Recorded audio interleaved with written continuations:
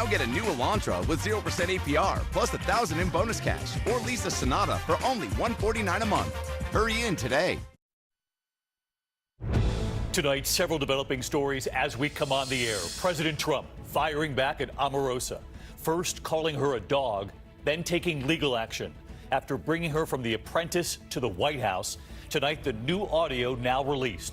Campaign aides for Donald Trump can be heard talking about whether he used the N-word and what the White House is now saying tonight when asked, can you guarantee the American people they'll never hear Donald Trump using that word on a recording? Also at this hour, the storm's moving through the east, a human chain to save a stranded grandmother. Firefighters trapped. Ginger Z on the line of storms moving through Philly up through New York tonight. The stunning report involving the Catholic Church and child sex abuse. More than 300 members of the clergy here in the U.S.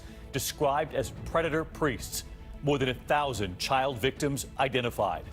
The horrific scene playing out, the deadly bridge collapse, more than 20 people killed, several more injured. Our team from Italy tonight. London terror, the new attack, a suspect ramming his car into pedestrians outside Parliament. Our correspondent on the scene tonight. And the new outrage this evening, the remote compound where children were discovered, a 3-year-old found dead. And tonight, the backlash after a judge grants the adult suspects bail. Images coming in at this hour, the explosion in Denver, several injured. And what we've learned tonight about Aretha Franklin. This is ABC World News Tonight with David Muir.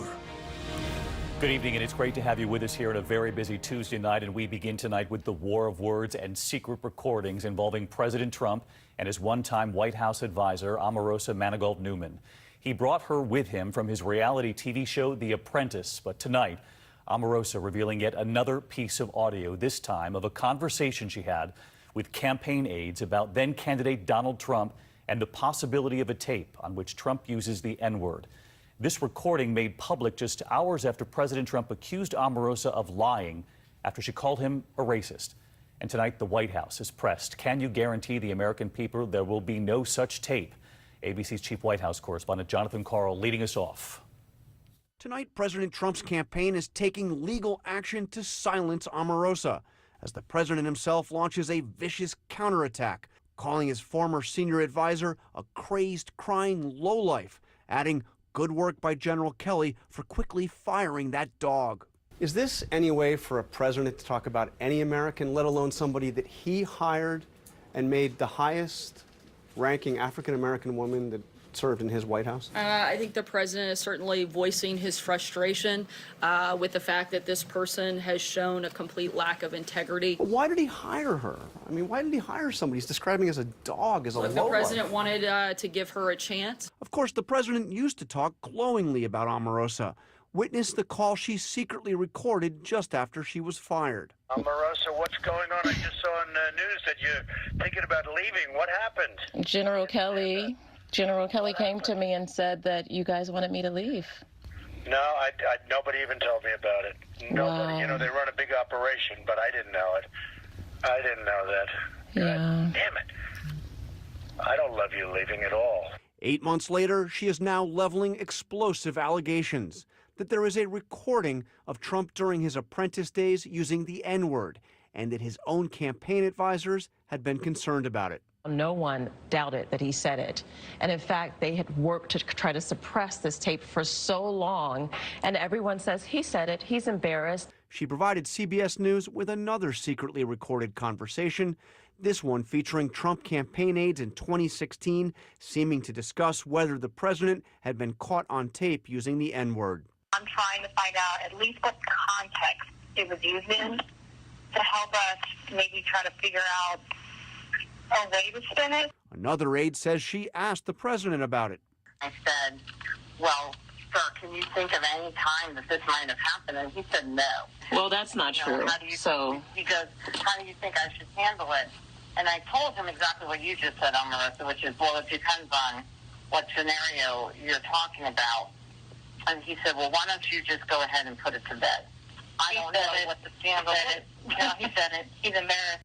Via Twitter, the president said the executive producer of The Apprentice assured him there are no tapes of him using such a terrible and disgusting word, adding, I don't have that word in my vocabulary and never have. But at the White House press briefing this afternoon, can you stand at the podium and guarantee the American people they'll never hear Donald Trump utter the N-word on a recording in any context? I can't guarantee anything, but I can tell you that the president addressed this question directly. I can tell you that I've never heard it. John Carl with us tonight live at the White House. John, you reported there the president tweeted, "I don't have that word in my vocabulary and never have. She made it up." And John, tonight Omarosa is making another claim, saying she has been interviewed by special counsel Robert Mueller. I'm curious what your sources at the White House are saying about that. Officially, no comment whatsoever from the White House, but sources close to the White House, David, say that the special counsel never requested an interview from Omarosa while she was an employee here at the White House. Of course, she left in December, and nobody here can say for sure whether or not Mueller would have requested an interview after she left. John Carl leading us off tonight. John, thank you. And the other major developing story tonight, the stunning report today involving the Catholic Church in Pennsylvania, a scathing grand jury report accusing more than 300 Catholic priests of child sex abuse. They say there are more than 1,000 victims dating back decades. And tonight, some of those alleged victims in tears, right there with authorities. Here's ABC's David Wright. The blistering grand jury report names more than 300 predator priests and accuses dozens of church officials of covering up. And this is just one state, Pennsylvania. Priests were raping little boys and girls, and the men of God who were responsible for them not only did nothing, they hid it all. More than 1,000 victims in all. Some shared their story in a video. I was groomed starting young. They targeted me because I was fatherless. He would always have his hands on me. In case after case, the report says, church leaders maintained a circle of silence. Predators in every diocese weaponized the Catholic faith and used it as a tool of their abuse. The Pennsylvania report comes amid a new wave of sexual abuse accusations in the church that resulted in the recent resignation of former Washington, D.C. Cardinal Theodore McCarrick. McCarrick maintains his innocence. He's the highest-ranking church official to fall. Father Boniface Ramsey was one of the whistleblowers who reported it. Now we know that people knew. David Wright with us live tonight. And David, I know many of these cases date back many years. So will this report today result in any criminal charges? It will, David, against a few priests, but as you say, most of these cases are well beyond the statute of limitations. Tonight, the Bishop of Pittsburgh, which is one of 6 dioceses referred to in this report, came out. He is apologizing and says that the church has implemented reforms that hopefully will prevent this from ever happening again. David? Yeah, really hard to wrap your head around these numbers, though, tonight. David Wright, thank you. We're also following fast-moving storms at this hour, states of emergency in the Northeast, rescues across Pennsylvania and New York, a fast-moving system rolling over New York City late today. You can see the sky there quickly turning dark. And the water rescues tonight, police and Good Samaritans right here near Philadelphia forming a human chain to save a grandmother trapped in her car. The track of storms heading into tonight, and ABC's Ariel Resha from Pennsylvania. Tonight, new storms flooding roads. Flash flood emergencies for millions in the Northeast. Outside Philadelphia overnight. Good Samaritans and police using bed sheets to form a human chain, saving a grandmother trapped in her car. In Lodi, New York, my car is on top of Ken's car. Floods waking residents before dawn. We have campers that are floating away with people inside. First responders using high-profile vehicles and boats to help rescue some 50 people, including firefighters trapped by flash flooding. I want to make this point as serious as a heart attack. Floods are nothing to play with. Flood watches and warnings across Pennsylvania, too. Residents in this state also facing a massive cleanup ahead. And David, with the ground so saturated already, more rain could mean even more flooding. It's going to be a slow, even hazardous commute for millions across the Northeast tonight. David? No question about that, Ariel. Thank you. Let's get right to Chief Meteorologist Ginger Zee. She's along the George Washington Bridge for us again tonight. Good evening, Ginger. David, the rainfall totals are striking. Pulaski, New York just came in with a 7.1 inches in just 4 hours. These extremely slow-moving storms rotating around that low-pressure system are to blame, and that's why we see a flash flood watch from parts of Pennsylvania through New York through tomorrow morning. We will see some drying that is going to happen by tomorrow afternoon for everybody. But we're also going to heat up. Look at the 90s from New York City down to Washington, D.C. as we kick off the weekend. It will certainly feel like the dog days of August. Hot out west, but it's the erratic winds bringing us red flag warnings from Nevada to Oregon. David? Ginger Z with us. I'll see you in the morning on GMA. Thank you. We're going to turn now to the horrific pictures coming in tonight from Italy. The death toll rising from a devastating bridge collapse in Genoa. The bridge coming down during a storm, cars and trucks falling about 150 feet. More than 24 killed. And look at this image tonight. One truck driver hitting the brakes right before going over the edge of that bridge. The search for possible survivors underway at this hour, and ABC's Julia McFarland is in Italy for us. Shock and horror as this bridge crumbles along a major Italian highway, sending dozens of vehicles plunging 150 feet to the ground below. This green truck stopping mere feet from the edge, the driver slamming on the brakes just in time, the taillight still on. This man narrowly escaping from his truck. I heard the rumble, he said. I saw myself flying away and that's it. He is one of the lucky ones. Officials say at least 26 are dead.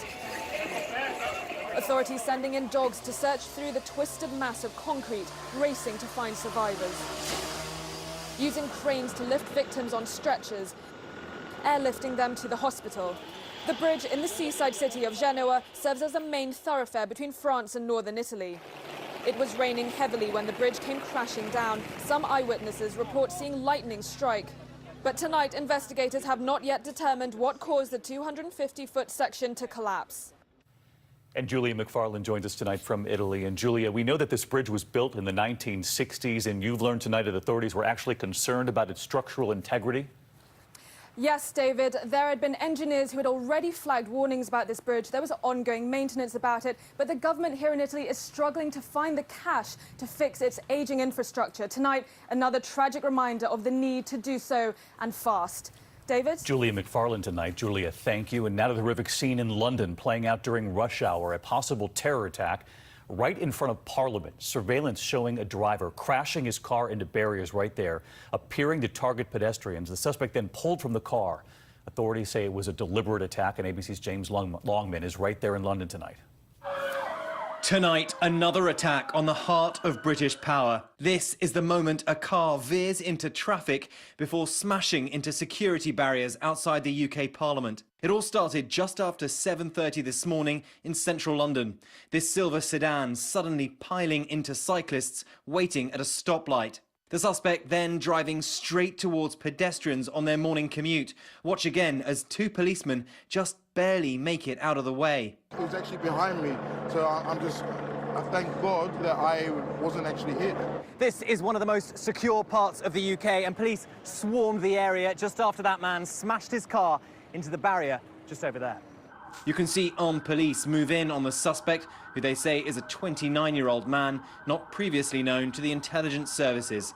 Authorities are treating this as a terror incident, although they have yet to establish motive. Thankfully, this attack didn't leave behind any life-threatening injuries, but it is a reminder, with two attacks here in as many years, of the very real ongoing threat. David? James Longman with us again tonight. James, thank you. And here in the U.S., new developments in the Stand Your Ground case in Florida. Michael Draka arraigned today, charged with manslaughter for shooting and killing Marquise McLaughlin during an argument over a parking spot outside the store in Clearwater. The state prosecutor bringing charges after the sheriffs said they could not charge him, saying it was stand your ground. Then outrage over what the video showed. Today, prosecutors said the defendant does have a history of threatening drivers. Now to the major headline tonight in the trial of Paul Manafort. Robert Mueller's prosecutors had made their case, and then the defense resting its case today without calling a single witness. The judge then rejecting the defense request to dismiss the case. President Trump's former campaign chairman is accused of bank fraud, failing to pay taxes on millions of dollars hidden in offshore accounts. But on this move, the Manafort team resting without calling a single witness. Let's get right to Pierre Thomas tonight. Pierre, what's behind the move? What does it tell us tonight? David, despite the fact that prosecutors introduced 27 witnesses and hundreds of exhibits involving thousands of documents, Manafort's attorneys told us today they simply do not believe that the government proved his case beyond a reasonable doubt. That it's not Manafort's job to prove that he's innocent, but the prosecution's job to prove that he's guilty. They clearly believe they did significant damage to the government star witness, Rick Gates, Manafort's former